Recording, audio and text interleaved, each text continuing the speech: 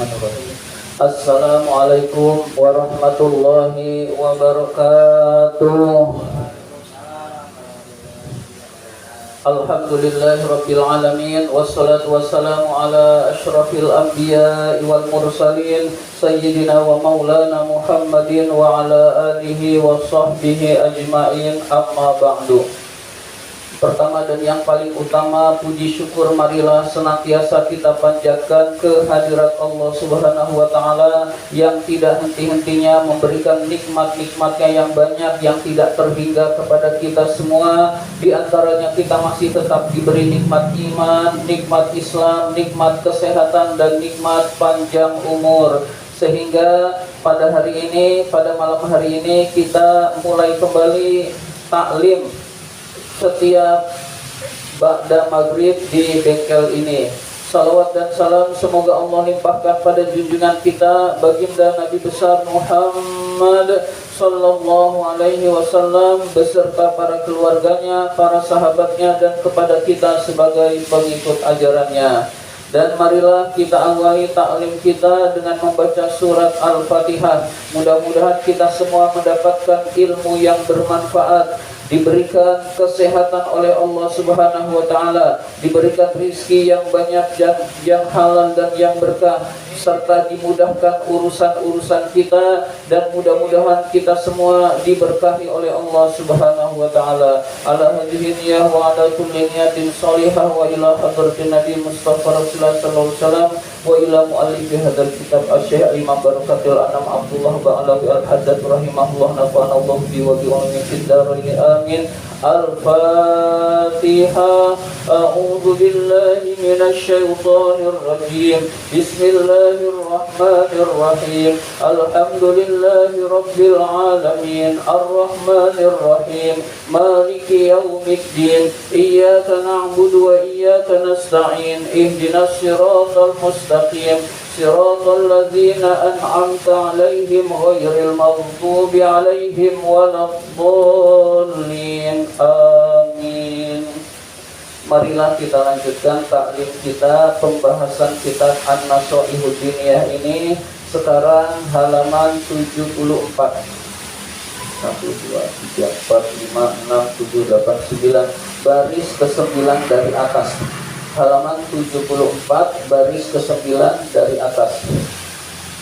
Bismillahirrahmanirrahim. Wa ammal wilayatu, adapun menguasai, ala amwalil aitami, terhadap harta anak yatim, fahiya minal umuril khatirati, adalah termasuk urusan yang membahayakan. Jadi misalkan ada petugas yatim, ada seksi yatim, ada orang yang menguasai harta anak yatim untuk mengurusnya, itu adalah urusan yang membahayakan menurut agama kita, hadirin sekalian.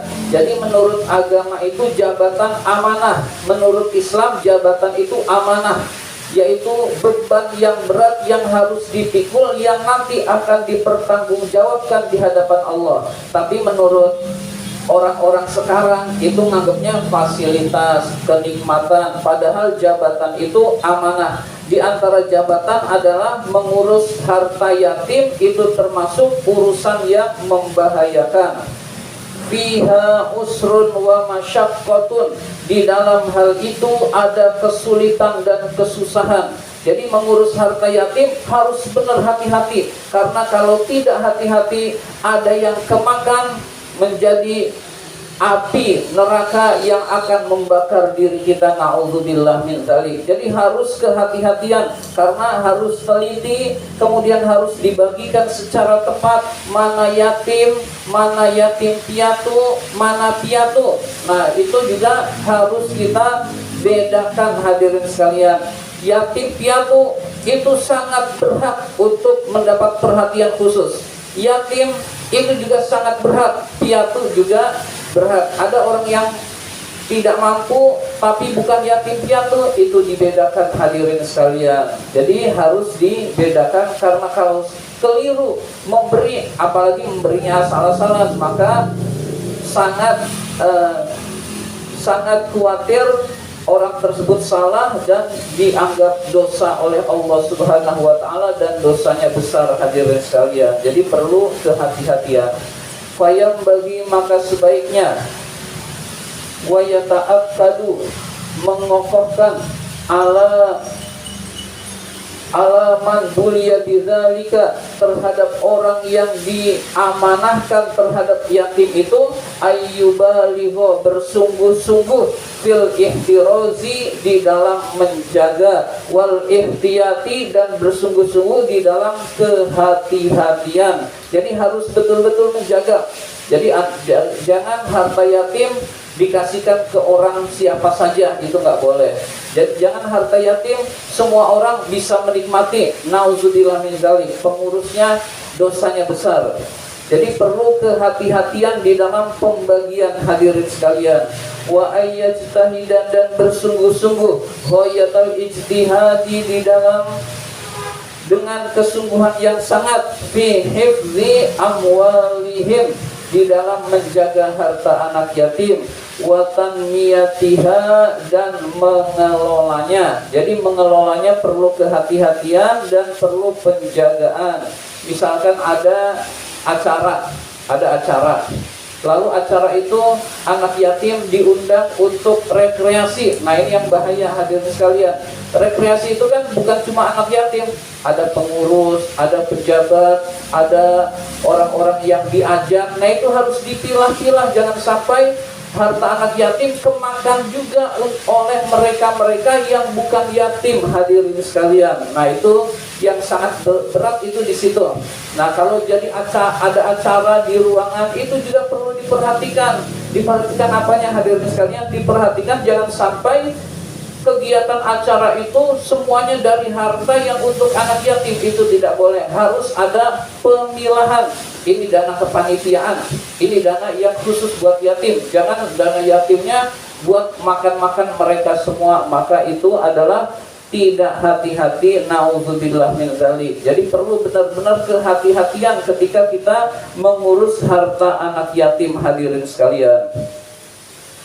Wal yahzar dan takutlah min tafritiha dari memboroskan, wa idho'atiha menyia-nyiakan harta anak yatim, wa min akliha dan dari memakan harta anak yatim, wa tabdziriha dan dari memubazirkan harta anak yatim.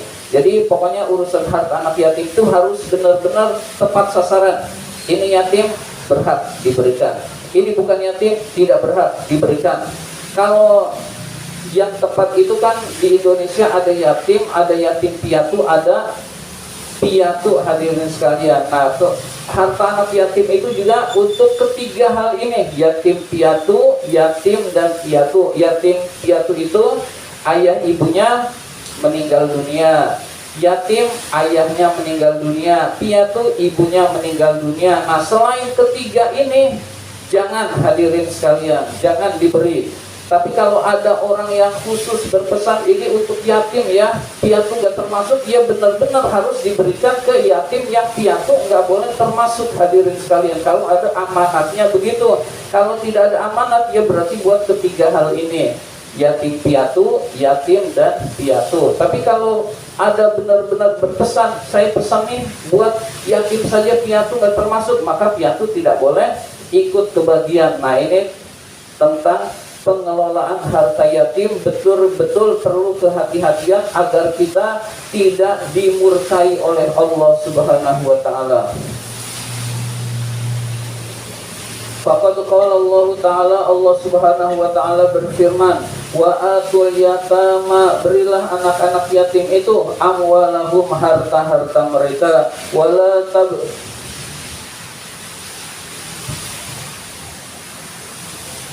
tatabaddalul khabitha bit thayyib, janganlah kamu mengganti kebaikan dengan keburukan. Kebaikan itu harta yang dianugerahkan oleh Allah, itu harta kita, lalu diganti dengan keburukan. Harta yatim kita makan, itu namanya mengganti kebaikan dengan keburukan. Wala ta'kulu amwalahum, janganlah kamu makan harta mereka, maksudnya mereka harta anak yatim, ila amwalikum, ke dalam hartamu. Maksudnya adalah harta anak yatim kita atur sehingga masuk ke harta kita, lalu kita makan. Nah, ini pun diharamkan oleh Allah Subhanahu wa taala. Jadi ada kata-kata ila yang artinya ke. Jadi maksudnya harta anak yatim kita atur sehingga masuk ke rekening kita atau menjadi harta kita, lalu kita makan, itu pun haram dan dosa besar, hadirin sekalian. Jadi benar-benar harus hati-hati terhadap ketika kita mengelola harta yatim. Innahu kana huban kabira, sesungguhnya hal itu adalah dosa yang besar. Jadi memakan harta yatim dengan cara yang zalim adalah dosa besar. Sebenarnya sih kepengurusan yatim, harta yatim digunakan buat secukupnya itu boleh, untuk surat menyurat, untuk uang lelah sekedarnya itu boleh, tapi tidak boleh berlebihan. Buat hati-hati, jangan dipakai. Nah, itu lebih selamat, hadirin sekalian. Jangan dipakai sama sekali, itu lebih selamat. Uangnya dari operasional yang memang bukan yatim, itu lebih bagus, sehingga kita lebih selamat dan lebih bersih, sehingga dinilai Allah kita adalah orang-orang yang baik, hadirin sekalian.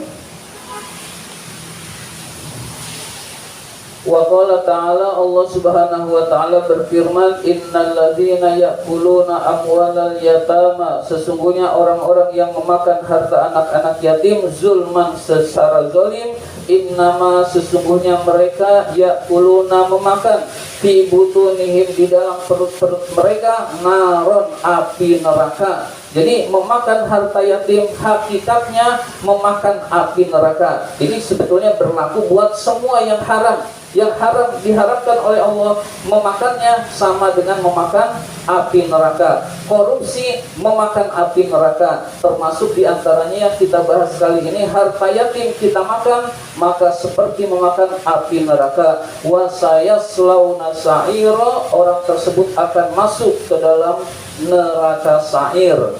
Jadi akan masuk ke dalam neraka sa'ir. Na'udzubillah min dzalik, hadirin sekalian. Wa qala wa qad adda alaihi salatu wassalam, Nabi alaihi salatu wassalam menganggap aklu malal yatim, memakan harta anak yatim, fi sab'il mubiqati, termasuk 7 hal yang merusak amal perbuatan, wal kabairil muhlikat, dan termasuk dosa yang besar yang membinasakan. Jadi Rasulullah menganggap atau menekankan jangan sampai memakan harta anak yatim, karena itu termasuk 7 dari dosa besar, 7 dari dosa besar, dosa yang sangat besar yang usahakan kita menjauhinya, hadirin sekalian. Dan dosa yang merusak amal-amal perbuatan kita, sehingga amal kita tidak diterima oleh Allah lantaran di dalam perut kita ada harta anak yatim. Na'udzubillah min dzalik.